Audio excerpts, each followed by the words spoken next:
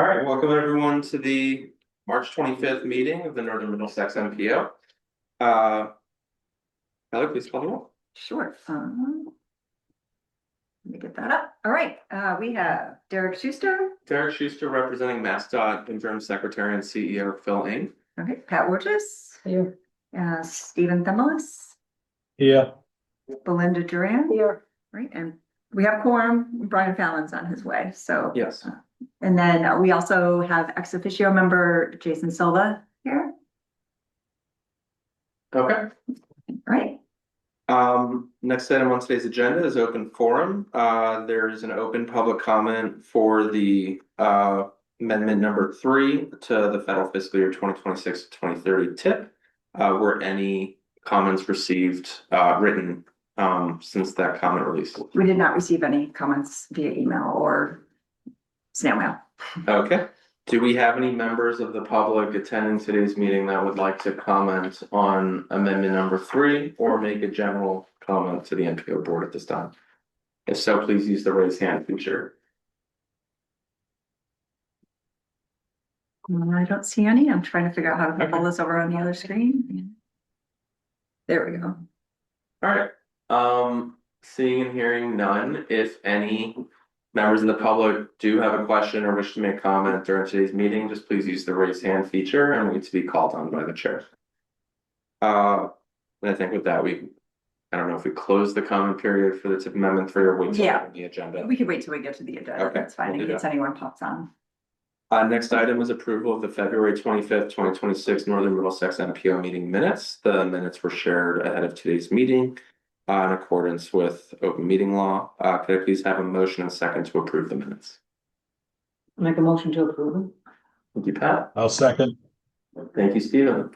Are there any comments, revisions, or changes to the minutes? So Pat had 2 minor scrivener errors that we corrected regarding the acronym CUFC and CRFC. And then also the spelling of Thorndike. Those were the only 2 amendments that we fixed beforehand, but I don't know if anyone else has any That other. was the critical urban and rural freight corridor. Yes, yeah. All right. That just came up at the last NPO too. All right. With those changes noted, could I please get roll call? Sure. Derek Schuster. Yes. Pat Wurgis. Yes. Stephen Themelis. Yes. Belinda Duran. Yes. Right, and we have Brian Fallon and Tim Paris in the room. I'm not going to call any for the minutes, don't worry. I discovered it backwards. From payroll tickets. Fun fact. Okay. Next item on today's agenda is federal fiscal year 2026 to 2030 transportation improvement program or TIP amendment number 3. Is this Blake? Yes. Okay. Yes, so amendment 3 is here to request a vote to endorse it with public comments received, which we've had no comments received. And then something important to note is that since last time, we've updated the actual cost of the project to what it actually is, which is $500,000. It was $600,000 last time due to a misunderstanding in how toll credits work. But that has since been updated, and we now all know how toll credits work. So the costs are accurate now in the amendment and the document. I don't even know how they work, and I did my best trying to navigate that process. But yes, thank you for incorporating those changes. Do we have anyone from LRTA on the call that have anything else to add about this? Seeing and hearing no further comments. Yeah, we have Justin and Ellie here, but I don't know if they have. Yeah, I don't know that anything else has to be added, but as long as the $500,000 reflected here is consistent with what the request is, then can I please have a thank you for the comment. That's good. Great. Could we get a motion and second to approve amendment number 3 as presented? I make a motion to vote to endorse tip amendment number 3 with public comments received. Thank you. Second. Thank you. Ella, please call the All roll. right, Derek Schuster. Yes. Brian Fallon. Yes. Pat Wurgis. Yes. Stephen Themelis. Yes. Belinda Duran. Yes. Motion passes. Thank you. All right. Next item on today's agenda is proposed tip amendment number 4, vehicle amendments. This is to get released, correct? Yes. Yes, for release for public comment. So this is the next tip amendment following the one that we just discussed.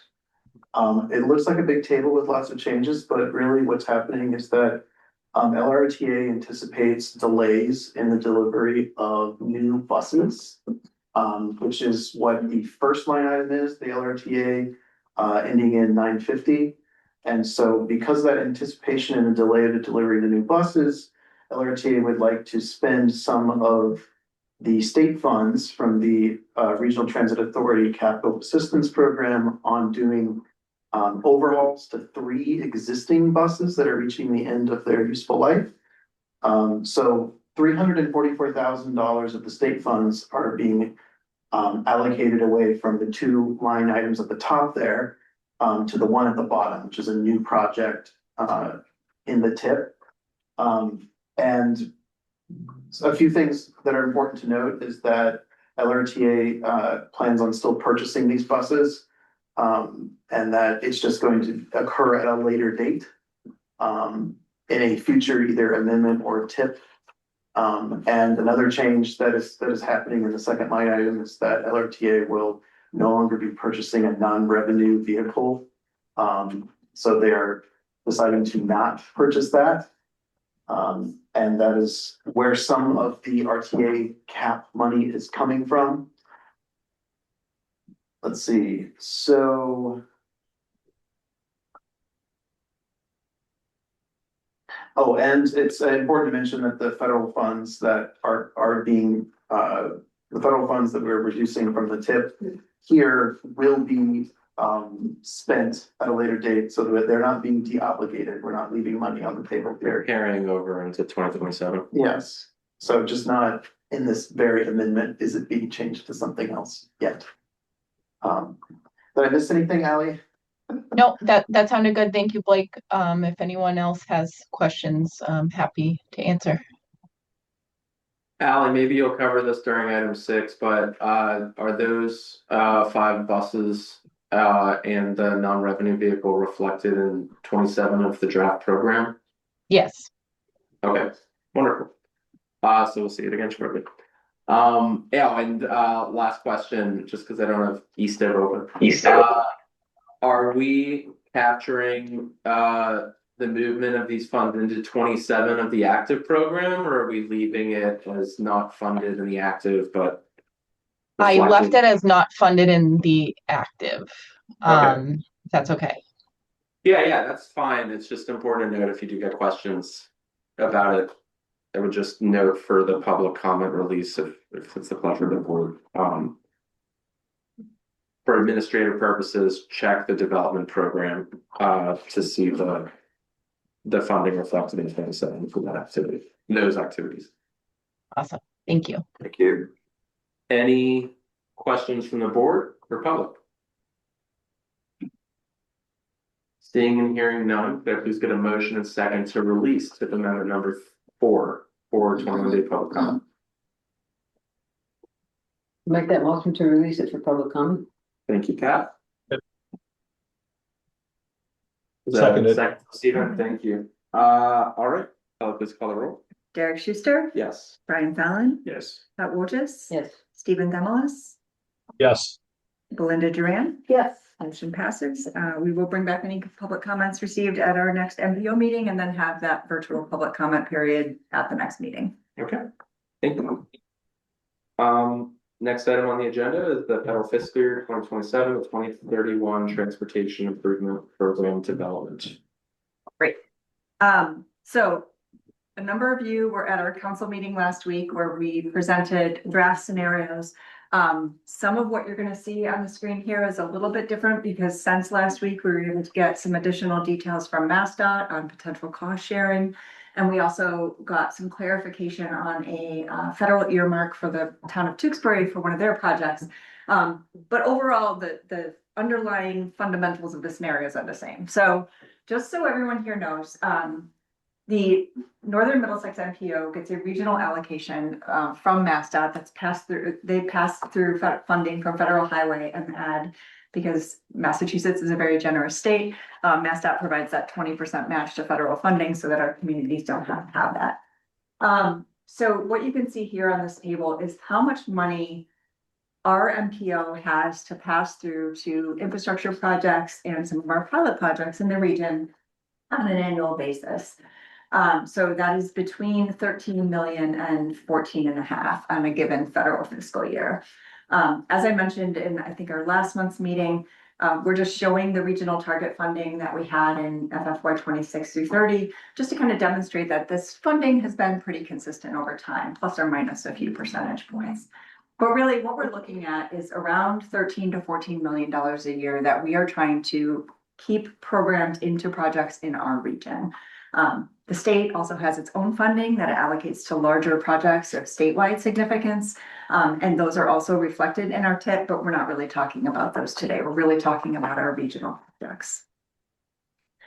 Back in February, staff participated in what's called TIP readiness days. And so that's when MassDOT engineers, project managers, environmental, a lot of other MassDOT staff and MPO staff get in a virtual room, and we take a look at all of the projects that are maybe our universe of projects in the region, and we talk about how ready they are to be programmed in a given federal fiscal year. What we discovered at that time is that 2 projects that had been programmed for 2027, which was the Chelmsford traffic signal installation at Route 110 and the Tewksbury intersection improvements, they were no longer going to be ready in 27 and wouldn't be ready until 2028. We also discovered that this Kingsborough culvert replacement is not going to be ready at the earliest until 2031. And so what that means is that we can't put those projects, we can't take a project that isn't going to be ready until 2031 and put it on the TIP in 2027, just because it won't be ready for construction. The other thing that we discovered since TIP readiness days is that there's been a significant cost increase to the Chelmsford traffic signal installation project, which on our previous TIP, it had been programmed for about 8.3 million. And due to project changes, that cost has increased to more than 21 million. And so that's played a factor in how we've set up our TIP scenarios, which you'll see. Then one other thing to point out is if you look at the second column here, the ready year, you can see that I think some of the challenges that we had in coming up with scenarios for the TIP is that we have now 4 projects, almost probably $40 million in projects that are ready in 2028. And if you remember back, we have probably about $14 million in 2028. So this is an unusual scenario for us because it's really meaning that we need to start to rely on our transportation evaluation criteria and overall project readiness in order to make recommendations to you as to how we might want to see those projects proceed. The other thing that you can see here on this list is that we have scenarios where we're setting aside funding for the 2 pilot programs that we've been talking about over the last few months. And that's the design advancement program, which would be funding to help our communities pay for pre-construction activities, really helping to fund engineering and design work. And then also trying to develop scenarios where we include funding for the micro projects program. And so that's funding for bike racks, bike share, bicycle and pedestrian improvements to really help our communities get over the hump of not having those things fall off their use of Chapter 90 funds, but help to advance the Greater Lowell Bicycle and Pedestrian Plan. And the other, a lot of our communities have bike and pedestrian committees that could use some of this funding to actually advance those projects. So I have to thank Blake for this. He and I sat together and we worked through 4 different scenarios that really kind of fall along a grid. And so we have scenarios 1 and 2, and we also have scenarios A and B. And so if you look at this is kind of the rubric that we applied and how do we prioritize projects. Projects that fall under the first column here, the performance-based, those are projects, those scenarios really prioritize projects that score higher using our transportation evaluation criteria. And when we say that they score higher, that means that, let me let Andrew in a second here. That means that they basically, we have a rubric that we apply and it indicates the degree to which a project is in alignment with our region-wide plans and goals. And so do those projects get higher scores if they're really emphasizing safety, if they emphasize multimodality, if they're connecting people between homes and jobs and economic centers. if they're actually referenced in local plans. And so they're really like an implementation of something that the community has said that they already want. And so the higher the tech score, the higher that score gets to 18, which is our maximum tech score, that the better that project aligns with regional and local priorities. And so that's really what you're going to see when we look at scenario 1A and 1B. Those are prioritizing projects that score highly on transportation evaluation criteria. Scenario 2A and 2B prioritize projects based on kind of like the assumption that everybody's taken a number and they want to keep their place in line. And so that's really kind of maintaining continuity of how things have been programmed in the past. Then kind of going across the screen here under A, scenario A, whether it's 1A or 2A, these are scenarios that are really trying to put as much funding as possible every year into infrastructure projects. We've created these pilot programs, but what we're trying to do in any given year, particularly in 2028, is make sure that all of the available funding is going to roadway projects. And then under scenarios B, 1B and 2B, we're trying to see what happens when we set aside a small amount of funding for our pilot programs in any given year. And that's the purpose of that is really to kind of create a sense of certainty among our communities that funding will be there year over year to help them with their costs of design and engineering and with micromobility projects. Because we know that not every community is going to be ready to access these funds in federal fiscal year 2027. So let's take a look at how these play out.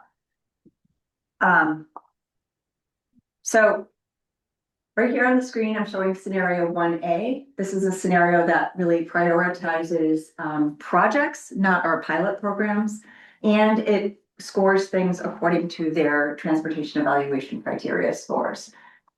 So what you can see here is that we don't have any projects ready to go in 2027 anymore. So I'm gonna skip 2027 and I'll get back to that in a second. But starting in 2028, we've prioritized the Lowell Connector project because that project, as you can see, has got a 16.6 out of 18. That's our highest scoring project in the region. The next highest scoring project is the Chelmsford Vinyl Square safety improvements. So that project is getting advanced construction between 2028 and 2029. The one project that kind of violates this rule is the Tewksbury intersection improvements. And you're going to see this in every scenario. And part of the reason why we have to program this project starting in 28 is because it also has a federal earmark. And so we need to make sure that that project, even though we're kind of trying to follow criteria, we need to also make sure that that project stays programmed. So because that project scores lower, we've split the funding for that project over 2 years to make sure that we can get this Vinyl Square project going. One thing that we need to demonstrate in our TIP is that we are demonstrating financial constraint. I highlight these two cells down here because this makes it look like we're not demonstrating fiscal constraint, but that is because this $3 million that is over in 2028 is really going to be compensated for by the earmark. And then in 2029, MassDOT has told us that they will program funding. They'll do some cost sharing for the Chelmsford Route 110 project in the amount of $7 million and change. And so that's why those two lines are over. One other thing to note, given the lack of construction-ready projects in 2027, we've started to think about how we can strategically use this excess of funding in 2027 to build out the next generation of regional projects. One idea that we're beginning to explore, and this is not for the MPO to really vote on today, but we wanted to just let you know that we've been in discussions about this, is doing a corridor feasibility study related to the extension of rail up into Nashua. So this is something that NMMPO staff are in conversations with the Massachusetts Association of Regional Planning Agencies and transportation managers across the state to really understand how could we advance this to MassDOT and could we have statewide support for this project. And this would be using a different funding program, but it would play out on the 2027 TIP. So I just wanted to let you know that that is another thing that we're looking at And we'll be talking more to the MPO about that in future months as we get alignment from MARPA and from TMG. That was a lot on scenario one. The rest of these will go a little faster. Just pause for a Yeah. moment. Does anyone have any questions? Yes. Yes, I remember from when we spoke on Wednesday, some of you, something, but why would we leave any balance, a positive balance in any year? Like, for instance, the 42,636, if you could, yeah, just a little to the left. Yeah, And if. yeah, like down here, yes. Yes, why would you leave anything? We, Positive. yeah, we would actually, when we actually put these, when we go with this final selected scenario, we'll make sure that Yeah, they balance out to zero. Okay, Yeah. got it. It's Yeah. the difference between doing this in MassDOT's E-STEP program versus doing it on a spreadsheet. Yeah, I will note though that several regions, other MPOs, excuse me, will often try to preserve a cushion, especially if they don't have that 100% or final design estimate for a project. Yeah, I think that makes it might be short. So, No, that's. sometimes there is a reason to preserve the Yeah. cushion is all. Mhm.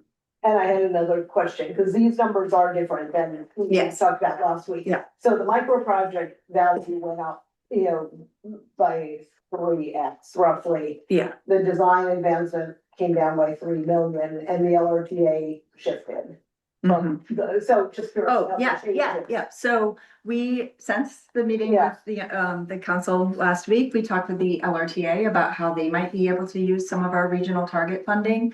As you can see from the tip amendment 4, there is a huge delay in buses. Mhm. And they have they have an unusual year coming up where 30-foot buses and 35-foot buses need to be on a different schedule, but it's a confluence of 30 and 35 buses all needing to be purchased in the same year.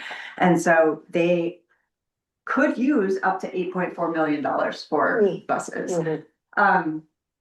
$5 million to advanced design, that's still a lot of money for our communities. And I don't know how many of our communities are ready to like take us up on that program. And so this is our best estimate of how we can Mhm. keep the Right. funding in our region, but also, make sure that it's spread out in a way that we can actually use it in the Yeah, program. thank you. No, that's helpful. Yeah, Thank you. yeah, So I just have a question too on. yeah.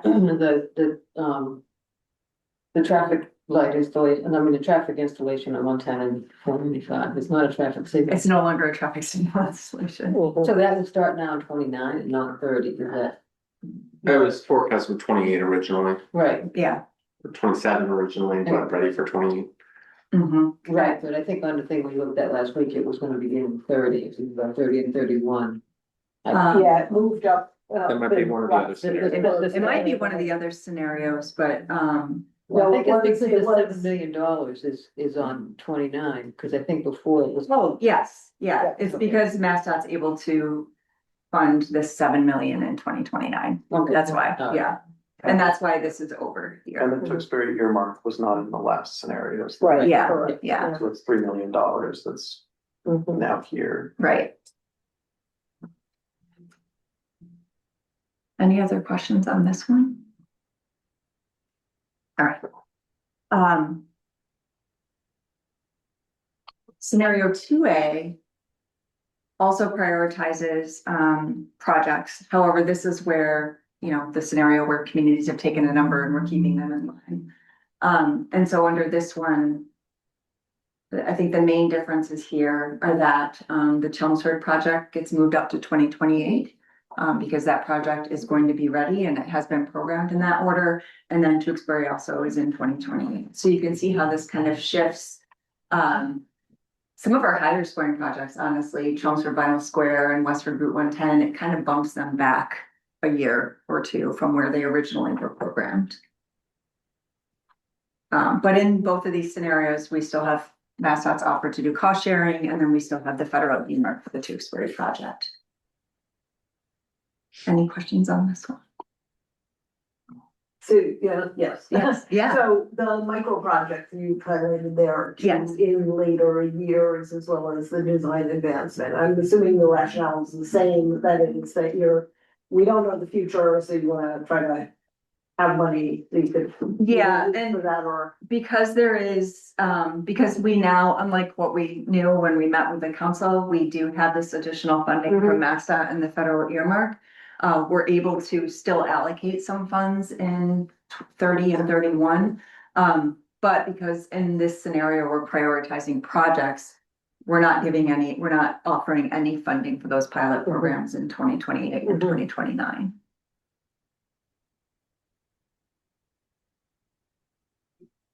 Okay. Is there another scenario? Yes, so 1B, these next two scenarios are the ones where we're allocating funding to our pilot programs in every federal fiscal year. So it's, the main point of showing these is to really show like what this does or doesn't do to our programmable projects. So this one, scenario 1B prioritizes tech scores, and it says like we want to prioritize projects that align with regional goals. And again, on this one, Tewksbury's here because of the earmark, but otherwise we're prioritizing Chelmsford Final Square. And then back from there, Westford, funding Westford over 2 years, and then having MassDOT kick in that $7.1 million in 2029, and then us funding it over the next 2 years. One other thing that happens in this scenario is that the Tingsboro culvert replacement on Westford Road falls off the tip. We have talked with the engineer in Tingsboro who has said that he's probably going to need some funding for design on this project. And so it's kind of up in the air on whether that project would actually be ready to go in 2031 or not. So this might actually, the Tingsboro culvert replacement might actually be a project that is proposed by the community who use some of those design funding. It's currently only at approved. Hmm? Its design status is only at approved. I think, yeah, it's only yet approved, and the town has recently, believe rejected a request for funding for next steps on design Okay. due to the cost of design. So they need some assistance.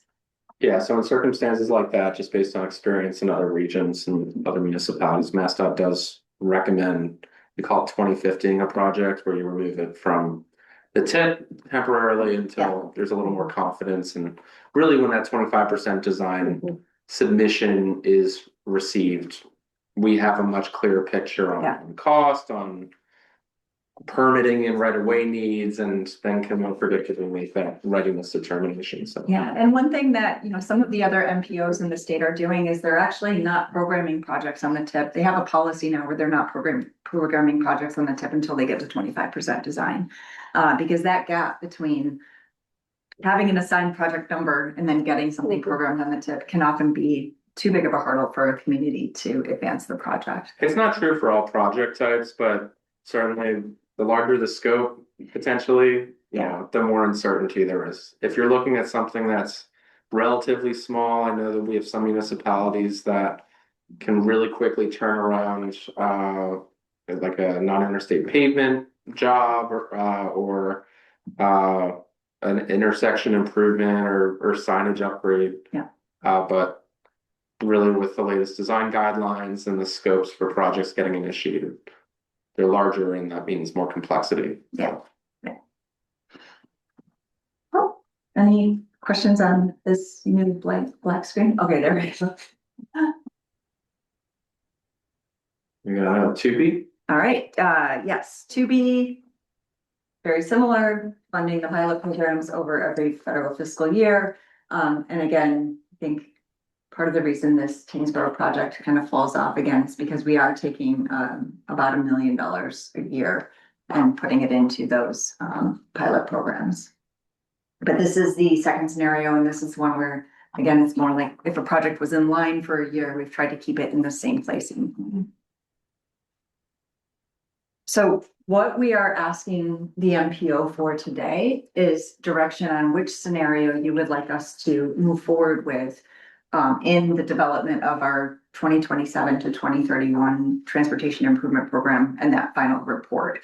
We can't move forward with all four, but we need some direction from the MPO on what your preference would be in going forward. And I can flip between these if there are additional questions. Does staff have a preferred scenario?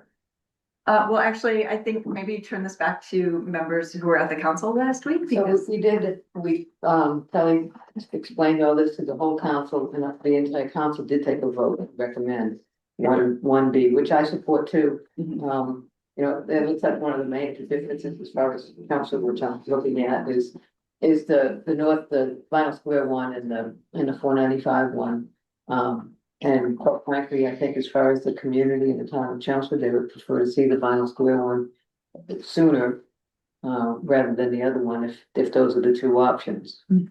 And plus, I think, you know, it behooves us to have some of the micro projects and the design advancement funds on a regular basis. I think, that will help us going forward to fill up the tip and not have these gaps like we're experiencing right now. So to me, because I looked in great detail at the Yeah. prior version, so it's a little hard to update this on the fly.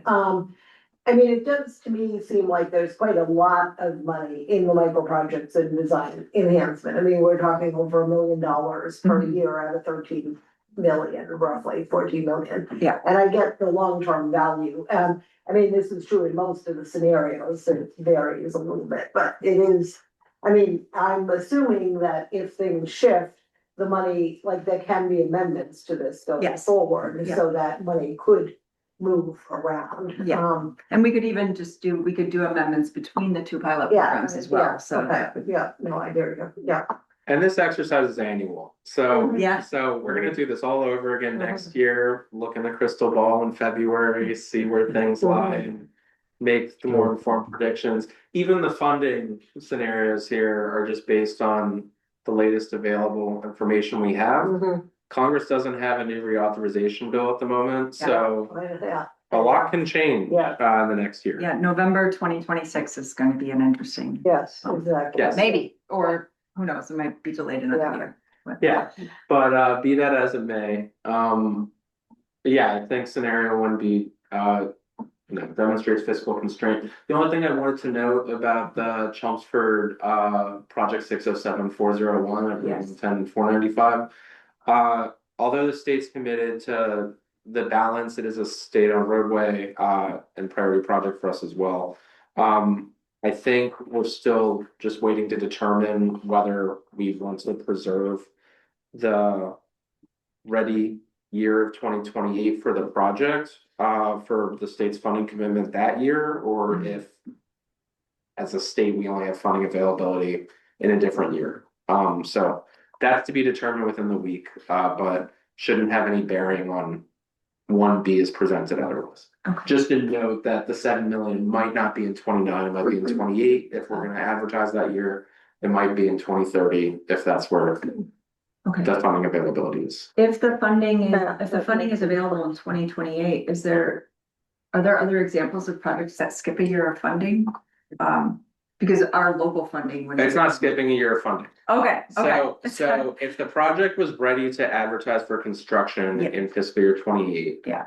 But your regional target scenario only showed money in 29. Yeah, As long as we had funding at the state level to commit on you're 28. encumbering it. Yeah, Okay. we'd encumber it that year. And then 29 would just reflect year 2 for the project, but Got it. year 1 for your regional target program. That makes sense. All right. So just noting that for the board, if adopting the scenario, the state piece might look a little different, but otherwise it's the same as this. Oh, sorry, John, let me flip back to 2A here. But what you're saying, Scott, is that even if that flip were to happen, I mean, it's not like the project would move out. You're covered, I think, Kelly. Yeah, Covered. yes, Yeah. the scenario that all these scenarios that have been presented, regardless of where the board selects. The state might just make a decision that, well, if the region is gonna commit funding in 29, that's great, we think we can get it out the door in 28 and have funding. So Mhm. therefore, we might get it out the door in 28 Mhm. and still, look forward to the Yeah. 29 commitment from the region. So can I ask a question on that too? Is there anticipation of having a public hearing on that anytime soon, do you know? Of the project, Yeah. I defer to Just for a second. Sorry, what's the question? Is there a public hearing happening soon for 607-401? Tom, sorry. We just received the 25% plans, they're under review, so we really haven't scheduled a Okay. design public hearing yet. It'll probably be earliest, so. I would think. Okay. All right, thank you. Thanks, Brian. Hey, Cal, I just got a question, just in fairness for Tingsboro, in terms of that culvert replacement's been put out to 2031, is that a critical road that the culvert needs to be replaced? Are there other ways for them to, find other avenues for money to come up with a culvert replacement? Or like, I guess Dirk was alluding to, maybe this could get moved back, earlier, if depending on what happens with, revenue, so forth, from the state and federal next year. Yeah, I mean, MassDOT has a culvert grant program, correct? Yeah. And so they could apply for funding through that. They could apply for funding for design to get the project further along. Yeah, they're not without options here. And projects like, that's a state grant program. If that was sufficient for the project, it's not necessarily something that would be tip reflected, but. I also wonder though, would the project have been initiated for federal consideration if it qualified for that program? Do we initiate projects for culvert replacement that would be eligible for the state program, or no? Okay. I don't know. I'm asking a Yeah. question in case anyone from MassDOT on the call does know. It's not a federal aid program, so I'm not too well versed in it, unfortunately. Okay. If it's possible to fund the culvert program, or the culvert replacement, with the state grant program, then that might be the solution for that project, but sounds Yeah, like that's what I scope was- work. Yeah. So needs to Yeah. happen. Just to, like I said, fairness to help them out there. That's something that's a critical replacement that's needed sooner than later. Yep. Yeah. So I think staff are looking for a vote on a preferred scenario. It sounds like the council was supportive of scenario 1B. Mhm. I noticed there was a question in the chat about C2A again. I don't know if there was. I did put that back for a Yeah. while. I don't know if there are any other questions about that one. We're not hearing any. We have a motion and second for preferred scenario. Motion to approve scenario 1B. Second, Thank you. Right. Any other comments or questions? Please call. Right, Derek Schuster, Yes. Brian Fallon, Yes. Scott Wojcik, yes, Stephen Themelis, Yes. Belinda Duran. Yes, Motion passes. Thank you. Great, and we do have the LRTA. and Kelly, if you can send those. I will. Yeah, because I was back to in detail. Yeah, so the image on the screen is the draft project list submitted by LRTA for the transit program for fiscal years 27 to 31. Justin or Ally, do you have anything you want to add about this? Yep, I'll just give a quick overview. You can see we've got vehicles for replacing our existing revenue vehicles as well as the expansion. Those flex funds will go toward the first project there for the expansion for 30-foot buses. And the replacement, the second project there, the replacement of 30-foot buses. We have fare collection equipment in 28. That's again kind of pending the state budget, sustaining fare free. We're working with a group of RTAs in the event that the funding is no longer there. We just want to be prepared if we do go back to fare collection, but that's not a concrete plan at this time. And then we've got our general kind of state of good repair facilities and equipment improvements. You'll see the non-revenue vehicle replacements, which was also covered with the flex funds, and then our operating assistance and planning projections. If you've got any questions, I'd be happy to answer them. Thank you, Ellie. Just a note, the item in pink, I think is waiting for LRTA, uh, LRTA approval in ESTIP. So basically, Oh, I have to do it in ESIP. yeah, so Okay. anytime NASDOT makes a modification to your draft list, it looks like a Brill had Yes. modified the funding scheme for that one. So it's just waiting on your concurrence. But Okay. I'll take care of that today. thanks.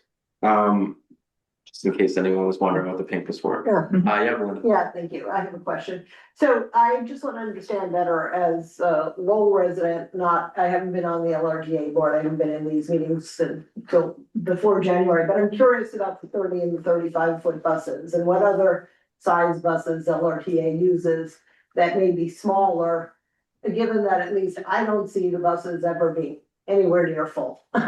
And I'm trying to understand just the philosophy of where LRTA is heading. Yep, so the Yeah. 35-foot buses, that's the biggest that we go. And those Yeah. are like standing room only, especially for the school trippers in the morning for the high school. We do have smaller, Got it. the cutaway style buses. And those we've used because we've had like weight issues on some of the bridges and things. We are in the process, and Justin's going to talk a little bit about the planning stuff, I think, in the next agenda item. But we've gone through a fixed route service analysis. We're planning to make some tweaks and changes and expand service. And we've seen some, an increase in ridership, in large part due to the fare free. But we're, hoping to continue that trend and put, service that is meeting the needs that are out there today, and hopefully you will see more full buses as a result Perfect. of that in the coming years. Great, thank you for that, Ally, and I may follow up just to learn more from you, but thank And you. and Belinda, I do Oh, owe yeah, you a response to your emails you sent me. I did see it. yeah, Um, no, cool, thank you. I'm just trying but to we are, understand it. when we are working on right sizing our fleet Yeah. uh, Yeah, through a lot of planning efforts right now, and cool. you will see changes coming soon. It may not be to the size of the buses because we do handle the Lowell High School kids, and when they Yeah, get on the no, bus in the mornings and afternoons, it yeah, is no, that's a standing good room only. call. Yeah, They are thank you. full. So there are Yeah, times during the middle of the day you will see less full buses, yes, but at yeah, the peak times they are utilized. yeah, perfect. No, that's very helpful reminder too, because I see the Just a buses, question, I'm I don't just see trying to them remember, full. these fare-free buses in general speaking? Yes, they're Yes, fair. They're free. the entire system is fare free for the current Okay, fiscal year. okay, just curious. So Has that been, go ahead. yeah, it's been in place for about a year or so, and Yeah, I it's thought I heard. running through the end of June right now. There is a budget item in the state budget to continue the fare free program. Okay, okay. What's the need for the fare collection equipment? So it just and that's funded through the state. There's not in statewide 5339, that was a Brill's change. Yeah. We want to be prepared in the event that the fare free funding goes away. We will need to return to fares based on our numbers today. So that's in 28. Again, as we get kind of closer, and if the tea leaves are saying that the fare free funding is staying, we'll adjust that in the next 5-year plan. Thanks, Alan. Thank you both. Thanks, Justin. Any other questions for LRP? All right, I don't think we need action on this project list. I don't think so. All right, and then Yeah, this is the same timeline I've shown in the last couple of meetings, but just to know, in April, we will come back to you with that draft tip report. And so that will include full scenario 1B, the LRTA projections, and all of the other narrative text that accompanies that.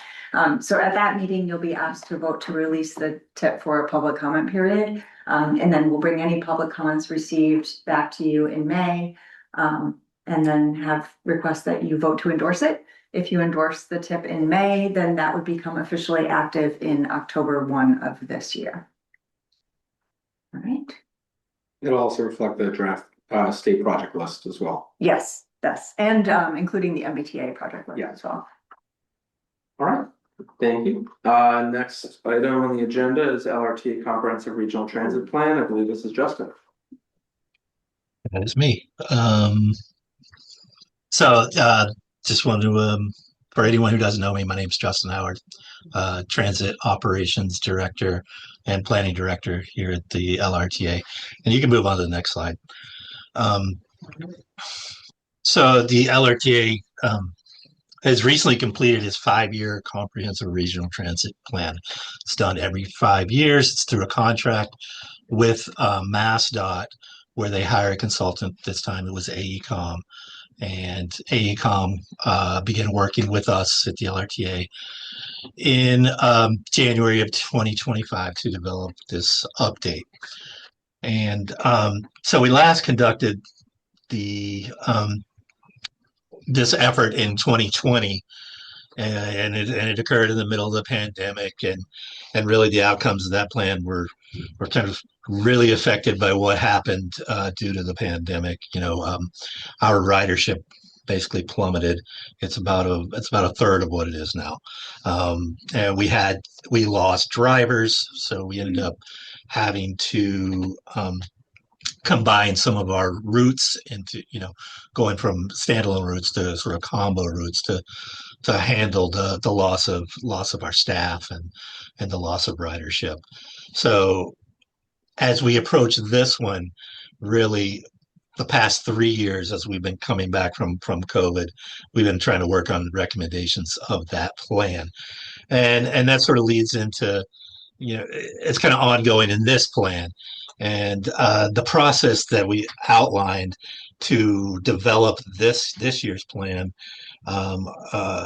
involves five different things, and one of those is to really review the goals and the mission of the LRTA, take an assessment of our transit service over the past 5 years, which has been basically a rise from the loss of ridership from the pandemic. Taking a look at some of the enhancements that have worked well over the past few years, and expanding on that, and looking at areas where we need to improve, and potentially making changes. And really, we also wanted to do a check-in with our riders and with our regional stakeholders as we look ahead and develop this plan. So go ahead. Next slide, please. So one of the tasks was to look back at the accomplishments since the last plan. And as you can see on the screen, there's a whole bunch of different projects that we worked on. Some of the items we've been working on, just wanted to point out, and I mentioned this, I just mentioned this. So these service updates, the service expansion, in June of 2024, we separated our 3 combo routes into 6 individual routes. We increased frequency on some of our highly traveled routes in the city of Lowell, going from an hour headway to half an hour headway. We also ended up closing a gap on Route 38 on our Route 12 bus route that runs down Main Street in Tewksbury. So we closed that gap along Main Street, so it covers the entire street of entire corridor. And one of the other things I wanted to point out is one of our big successes since our last plan was the implementation of a new CAD AVL APC system. I know it's a lot of acronyms, but this is computer-aided dispatch, automatic vehicle locators, and automatic passenger counters. And we put this system on all of our fixed route buses. And it's been a really successful effort in really providing a service to our riders by providing real-time location of our buses, having more accurate ridership and on-time performance statistics through this automatic passenger counter system, and helping our dispatch with the new system. So it's been really successful, and I'm really proud of that, and continue to work with that. So with that, go ahead, next slide, please. So as part of this plan, we identified a lot of needs that the LRTA has, and it really leads to a development of our goals for this plan. And this includes improved interconnectivity with our neighbors being the MBTA, MIVA to the east, Montechusett to the west, as well as our partners to the north, which we're working with, Nashua Transit, as well as Manchester Transit in New Hampshire. And that's really becoming, interconnectivity is really becoming a priority for not only Massachusetts, but New Hampshire as well. And this is one of the big goals of this project. Safety is the number one priority for our administrator. So we really want to strive to create a safe environment for not only our passengers but our drivers as well. We're developing new training modules through a couple of different planning efforts, de-escalation training, things like that for our drivers, and really educating our riders on how to use the LRTA, and and that's really a key goal of this plan as well. Enhanced service, of course, throughout the system through either expansion of new routes, higher frequencies, either later or earlier service. These are all goals of this plan.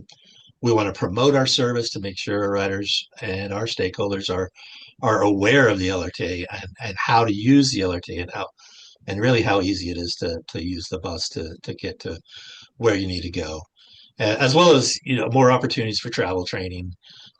We have a kind of an education program in place that we can bring to different organizations around the region.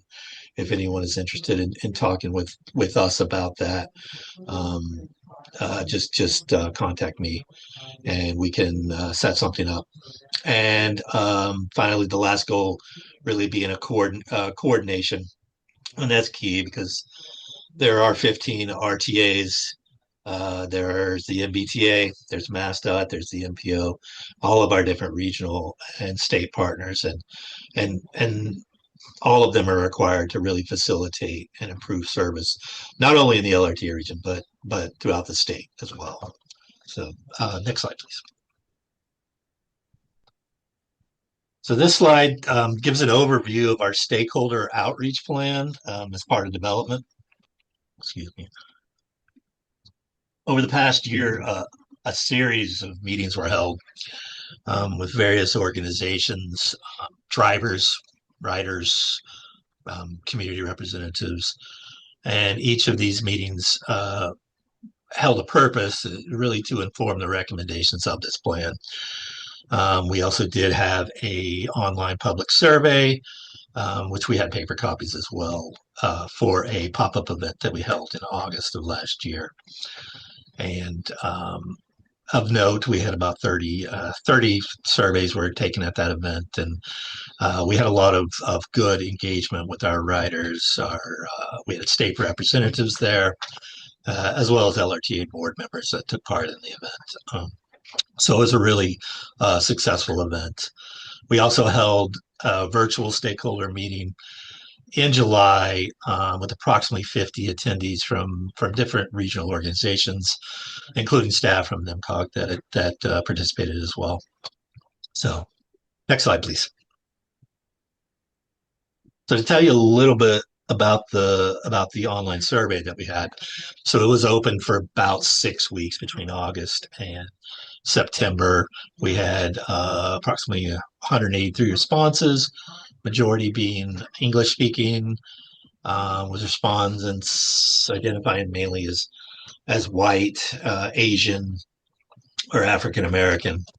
The majority of the responses came from those living in Lowell, Billerica, Chelmsford, and Westford. A majority of the survey takers said they did not always have access to a personal vehicle. 61% said they were employed at least part-time, and the most common trip type was commuting for work. And we definitely see that trend as we look at our ridership and our demand. um, throughout the day. And also incomes were mixed, with the third reporting income below 50,000 a year. Okay, next slide. So looking at the results of the survey, satisfaction with current service was mixed. 41% somewhat or very satisfied. The unsatisfied respondents, was 23%, would often write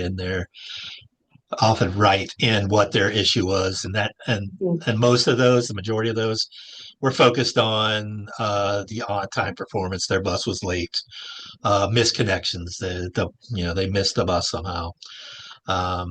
People wanted to see later and earlier service, or just the timing didn't work for them, and that's why they felt unsatisfied with the service. And we then asked about how we should prioritize investments over the next 5 years, and that trend of investing in more frequent service was the biggest response. People wanted to see more frequency with our buses, and others wanted to see more weekend service, like Sunday service. A lot of responses that wanted to see Sunday service complained that they couldn't take on jobs, on weekend type jobs, because there were no transportation options on Sundays, and that's something that we want to address.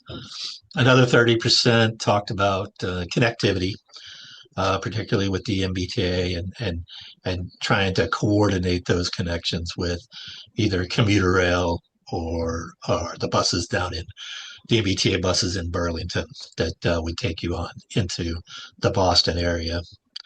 So really the key takeaways from the survey that we saw: improving frequency and consistency in our service, expanding service evenings, weekends, work on bus stop locations and amenities, work to increase coverage and improve connections to other transit options, and work on education to improve awareness of the LRTA and its service.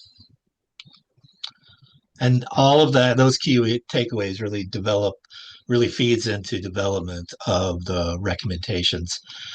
And so the approach that we took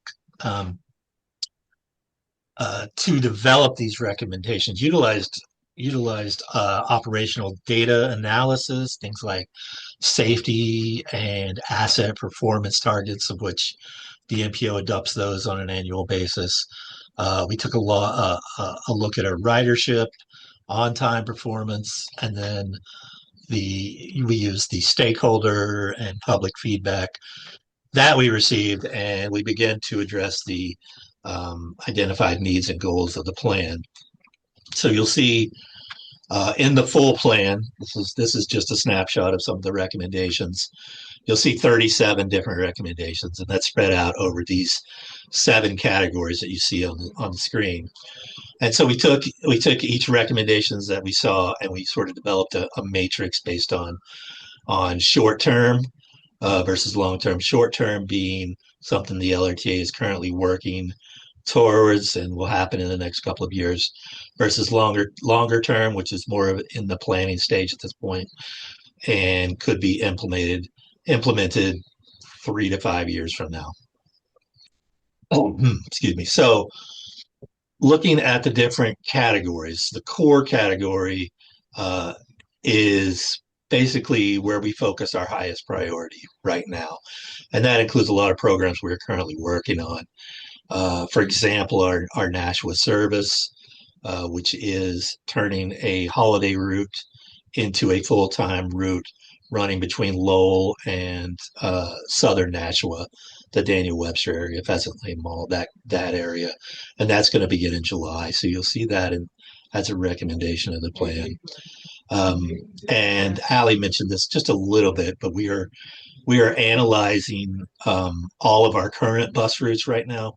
We're basically working with a consultant to do a full system service analysis, and really looking at making sort of cost neutral changes to our current routes, adding or subtracting service as needed in our current system. And as you will see soon, uh, we'll have draft recommendations coming out and doing a public engagement effort starting in April. You'll see an online survey, and you'll see invitation to a pop-up event here at the Gallagher Terminal in early April. And stay tuned for some things from myself and the LRT on that. And I also wanted to point out, as part of the core, is the work that NMCOG staff are doing to really look at our bus stop network. They've been doing a lot of good work, inventorying and having a good database of what our bus stops look like. And so we're slowly looking to implement those recommendations that NIPCOG are working on, and we really appreciate Blake and Kelly and all the work that you've done with that. The other categories, for example, the service category, that you'll see some core recommendations in there as well, because everything overlaps. Some of the future plans that we're looking at, new service to places, potentially places like west of Route 3 in Billerica. We're gonna take a look at working with UMass Lowell more to assist with moving their students between the campuses. Looking at outreach and engagements. We really want to interact more with our communities. We developed a travel training program in the last year, and looking to go out to communities to train potential riders. We want to work more with the Lowell High School and with UMass Lowell and Middlesex Community College on education of their students. One of the things that we're looking to do is go out to orientation for UMass Lowell and providing education information on the LRTA for the new students coming into the college. And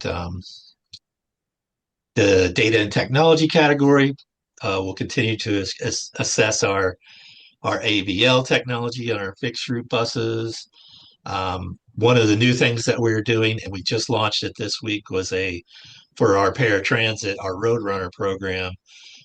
We began a new dispatch and scheduling software for our ADA customers that need extra assistance to get to medical trips and things of that nature. So, and that just went into service on Monday, and we're hearing good things. The dispatchers are all happy. The drivers seem to be happy with it, and we're looking forward to that being a really successful effort. As far as capital recommendations, that includes keeping our vehicles running, and we talked about the purchase of new buses with the TIP funding, and we appreciate the scenario allowing us to take on some of those purchases in 2027 with that flex funding, which is really appreciated. Staffing category. This is a focus on training of our staff, de-escalation type training, safety type training for our staff. We're also looking to work with our regional councils on aging, our senior centers, to implement more safety training for their drivers, because we provide vehicles for them, and we want them to be up to date on their safety training. And the last category, partnerships and funding, of course, that's where we continue to foster our relationships with our local, our regional, and our state, both Massachusetts and New Hampshire now, to explore funding opportunities, working with the NMMPO through development of the TIP or various UPWP planning tasks.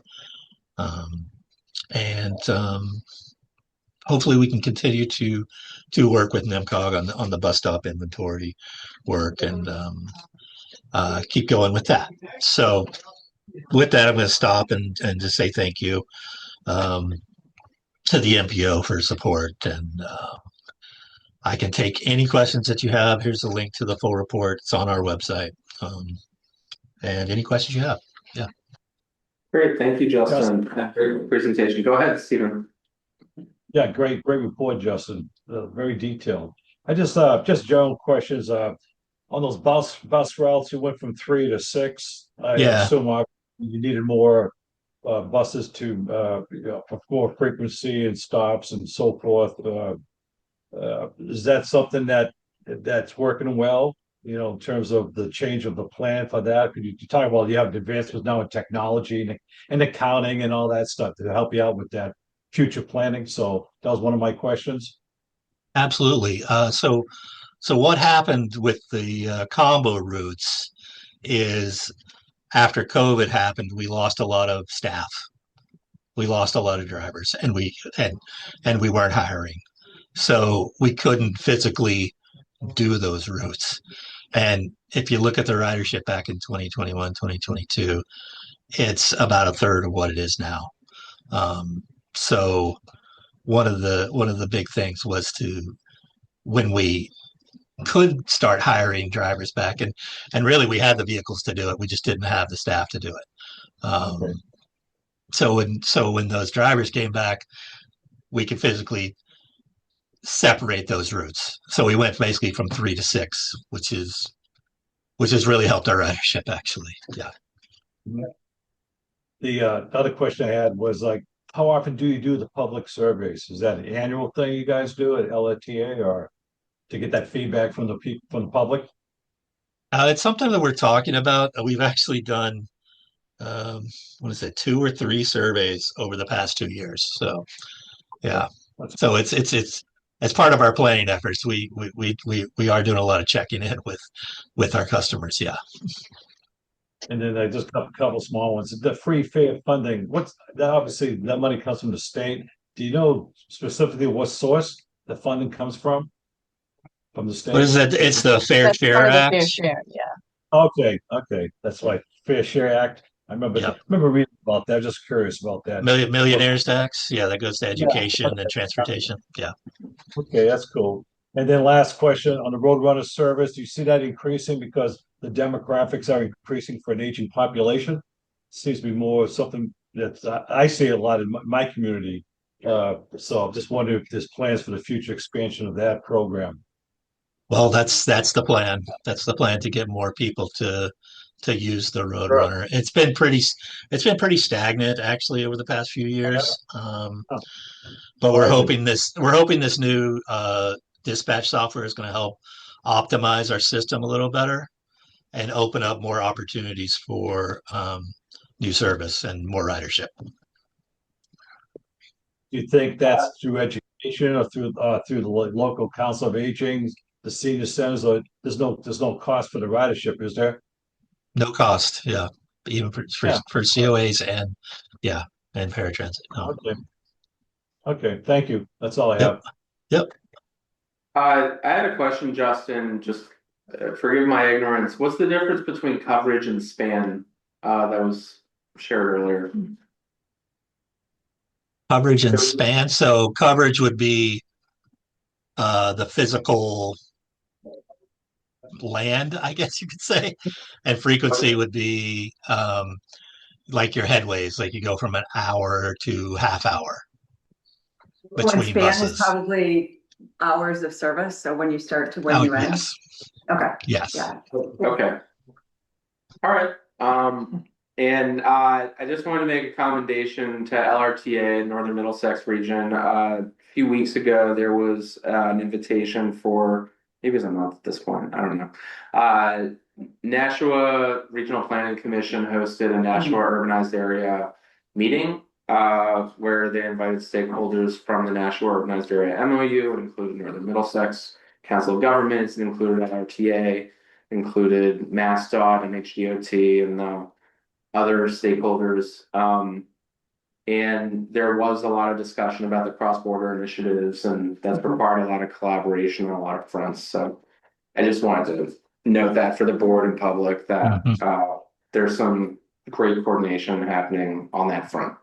We'd like to see that continue as long as it remains a priority for the region. So thanks for attending. I Yep. enjoyed participating. Yep. Any other questions for LRTA? Thanks for summarizing the plan. Look forward to reading. Next item is the federal fiscal year 27 Unified Planning Work Program and PL request update. Great. So the Unified Planning Work Program is one of our other federally required documents. This lays out all of the projects and initiatives and some of our direct and indirect costs that staff are going to be advancing in the next federal fiscal year. So we're in March and April. When we come back to you next month, we'll have a list of tasks. And so that includes everything from our development of the 2028 to 32 tip, which is 2032 sounds so long away, but my daughter's going to graduate in 2033. I can't. Anyway, it's starting to really scare me. And then she's 11. So, and then it'll also include, we're going to be embarking on our next long range transportation plan, believe it or not. And so it would include a list of tasks. But we promised that this month we would share with you our request for deobligated funds. So we are putting together a request for MassDOT, and it's based on MassDOT approval, for a use of, let me take a step back. When we don't use all of our allocated federal PL or planning dollars in a given year, that kind of goes into a pool of funds that accrues over the course of 3 years. And if you don't use it by the third year, you lose it. And so it is hard for us often to spend exactly the amount that MassDOT allocates up to us every year because we have staff turnover. We have communities that aren't ready to start a project when they say they're ready to start a project. And so, sometimes we have a little bit of extra funding. We have had a bit of turnover in the last few years. So right now we have $310,000 and change in deobligated funds that we haven't used in the last 3 years.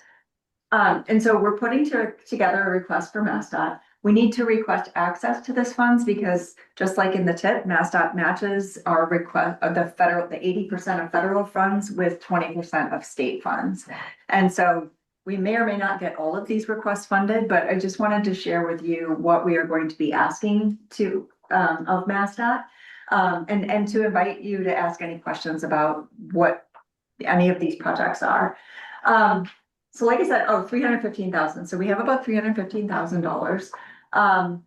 We can't spend this on staff time. And so we're putting together requests both for consultants, for services for consultants, and then equipment and technology. The first one here, our traffic counting program, we do this every year. We used to have staff go out and lay the tubes and collect that data. But we've decided in the last couple of years to start using a traffic counting consultant. So that amount is pretty stable at $40,000 a year. We'll talk about that. We're kicking off that program right now. So we actually have consultants go out and collect this data for us. And then we in turn upload that to MassDOT system, and we use it in our corridor studies, and we'll use it in our next long range transportation plan. It really informs a lot of the basis of the work that we do. I know Belinda, you were at the technical assistance meeting yesterday. So this year we actually worked with the Urban Land Institute to have a technical assistance panel come to the region. And Monday and Tuesday, they were focused on transit-oriented development around Gallagher Terminal. We have an offer from the Urban Land Institute to do a similar technical assistance program in one of our other communities. And when we asked a number of our communities if they were interested in having this kind of deep dive, almost charrette style project, we did hear from Tingsboro with their interest to do something similar on the border. That's one of their MBTA communities districts. And it's where the Lowell, the LRTA is going to be extending their service in June for ongoing transportation. And then we also heard from the town of Chelmsford about a desire to do a similar kind of 2-day intensive study on maybe Vinyl Square or something else around transit-oriented development. So our cost to do that would be about $20,000. The Coordinated Public Transit Human Services Transportation Plan, that's a plan that's federally required every 4 years, and our last plan was adopted in 2023, so we need to do that again. We think it would be more beneficial to have a consultant support us in doing that work, and then to help coordinate between the LRTA, MBTA, some of our other, and the councils on aging across the region to do that plan. So we're asking for $50,000 for that. And then we've been working closely with UMass Lowell and the city of Lowell on, unfortunately, there have been a number of significant pedestrian crashes with between vehicles and pedestrians around UMass Lowell.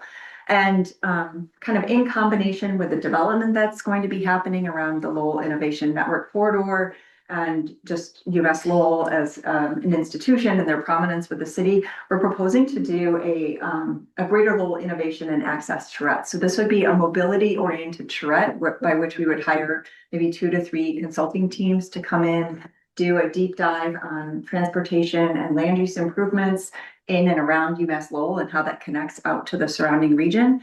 And then working with maybe the preferred design from one of those consultants, giving that consultant team a little bit more money to advance that into a fuller plan. But that would really, what we think would be a strong way to partner with the LRTA, the city of Lowell, UMass Lowell, National Park Service, to really bring them all together to think about multimodal access to the campus and then out into the region. We ongoing provide, every year we have request funding for laptops. Those are always getting old and tired, and so we've asked for that. We're also asking for a drone for aerial photography. This is not just a toy. It's actually, Blake is a certified drone pilot and he got his license earlier this year. So congratulations to Blake. He has been generously using his own drone to do parking studies, do aerial photography. And, while I appreciate that he's been using his own personal device for that, I feel like there's liability in that, and it would be best off if we had a drone in our office and could expand that program. We know other MPO staff do this in other regions. And then finally, as we kind of key up for our next long-range transportation plan, the agency is doing a lot of scenario planning. And so, we have historically relied on MAPC to do that scenario planning, but we want to build more staff capacity to do that on a regular basis, not just for our long-range transportation plan, but for work that we're doing with each of our communities. So we're asking for a 1-year pilot of Urban SIM, which is a scenario planning software, to kind of kick it off, get staff trained on it, and then we would absorb that cost in future years through our regular planning program. Happy to answer any questions about this. We would be using the majority of that PL balance, but not all of it. And if you have any questions, just let me know. Any questions for Kelly? Kelly. Yeah. Yeah. Kelly, the Greater Lowell Innovation Access Share, that sounds like a really good item there. Just looking at the traffic counting, has technology changed? I noticed that even in Preple, they still laid down the hoses, mechanical equipment. I mean, the new technology, like even what Jason was talking about, has that improved to the point that they use like GPS counters and stuff like that versus, the old methods of doing that? Yeah, I can answer that. There's a suite of technologies that could be used for traffic counting, and ask any regional planning agency and they all ask 10 of them and they could be using 10 different devices or Right. on track with GPS technology, looking at phone data, looking at camera data. Some cameras are capable of actually using AI to differentiate vehicle model types or human on skateboard versus on bicycle versus on e-scooter. So yeah, it's a wide range of devices or methods you can use for traffic counting. Okay. As such, Thank you. like it is emerging that more regions are leaning on consultant services to use what's context appropriate depending on where the counts are being made. I don't think it's unreasonable. And I meant No, Justin, we've got not MassDOT Jason. approvals to use. We've had consultants ask us if they can use cameras, and MassDOT has said that's okay. So it's really up to the devices that the consultant has. Okay, thank you. The hoses still work though. Yeah, they do. No, yeah, that's true. All right. All right. Oh, any other questions on that? Sorry. All right, so we'll bring a list of tasks to you next month. Thank you. Kind kind of related to that traffic counting consultant request, just to give a highlight, we have an RFP out now for our 2026 traffic counting program. We'll get proposals by April 6th. But we do get a list of locations from MassDOT that they want us to count every year. I think it's about 16, right? Is that right? 16 to 20. It's roughly that amount. Yeah. I don't remember exactly. And then we also have asked our engineers and planners in our communities where they would like us to do counts. And then also this year, we're getting baseline counts around our MBTA communities districts because those are areas where we know development might occur. So we've pinpointed those locations. And then we're also pinpointing locations that are on our priority network for our bicycle and pedestrian plan to kind of get some baseline counts there. We also are doing some additional data collection on turning movements, some for the town of Chelmsford and then some for a corridor study that we're doing. But we do have about 10 additional locations. So if anyone here has a spot in your community and you don't know if it's being counted this year, but you would like us to add it to the list, we're still accepting those locations. But that's it for this. Any questions on the traffic counting program? All right, thank you. Next item is a tip status report. I think this is Tim. Hey, it doesn't look like. Oh, is that the wrong one? Let me actually open the, hang on just a second here. I mean, I can start off because the first three projects that we had on our list are the new, totally new projects, that's it. Hang on, let me go and, For, that are part of the MassDOT pavement preservation program. hang on, I have to reshare my, Not that, no. that's, Too much yellow. there we go. 616350 is Drake it Methuen pavement preservation route 113. And 616334 Billerica Route 3A. And 616312 Tewksbury Andover I-495. And those are the three new projects. Then we have 613109 Chelmsford Lowell deck replacement, Lowell connector over I-495. That had a $2 million decrease in the total cost. 612609 Tewksbury intersection improvements at Main Street, Pleasant Street, North Street, and East Street. That just had a minor change, slight increase to the costs. 608861 Westford Bridge rehabilitation, Stony Brook Road over Stony Brook. That had a minor total cost increase. And we got the 25% for 607401 Chelmsford traffic signal installation at Route 110 and Route 495, two locations. And that had about a $10 million cost increase for those. And that's all we have. Thank you, Tim. I just wanted to offer that TFPCC means total federal participating construction cost. If a project has a TFPC or TFPCC of 0, it means it's not anticipated to be on the federal aid program. So those investments, significant at, for example, $36 million, they're being funded with a different source, so they wouldn't be reflected in the TIP. The TIP is only going to reflect federal aid investments. I believe that is probably being funded with fair share or some other state funding It mechanism. was an earmark, actually. A state earmark, Oh, maybe, yeah. but there's not any federal money on it. Yeah, It's yeah, I what- think it was a what state earmark, TFPC but is yeah. indicates.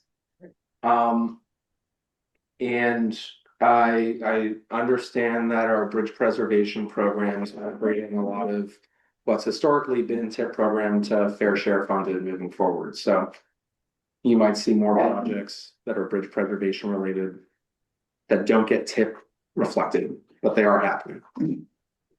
Any questions for District 4 otherwise? I have a question. I'm just trying to wrap my head around it. That's advertisement date that I see up there for those first 2050. Am I reading that right? I just don't Yeah, understand it. so 2050 is code for not currently reflected on a tip. Oh, It's thank just you. it's a parking year because it's not within the 5-year period. That's what I was trying to wrap my head around. Okay. Got it. Yeah, so when MassDOT initiates a new project, which was what happened for these three, it just gets that vague 2050 date. Once it's ready for tip programming, that's when you see a more appropriate date within the next 5-year cycle reflected. Just some other code terms. The first week of October is usually a parking place for a project that's either not reflected on a tip yet or might be ready for the calendar year 2027 in that case.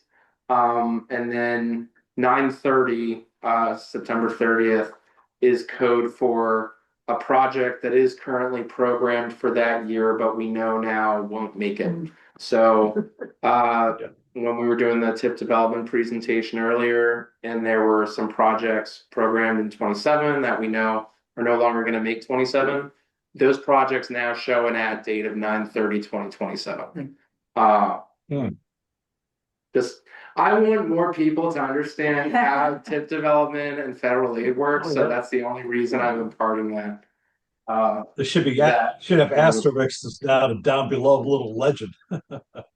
Yeah, Yeah, we can add that. we could add that. You want to do that, Tim? Yeah, really. It would help. Because you know those total contract costs are to go through the roof anyhow. Yeah. All right, did we have any tip status updates for LRTA? No, we generally use this for highway, but we heard plenty from LRTA Yeah. today. I see Nope. Ally shaking her head. All right. I got That's nothing. an additional. That's an additional. All right, any other business at this time?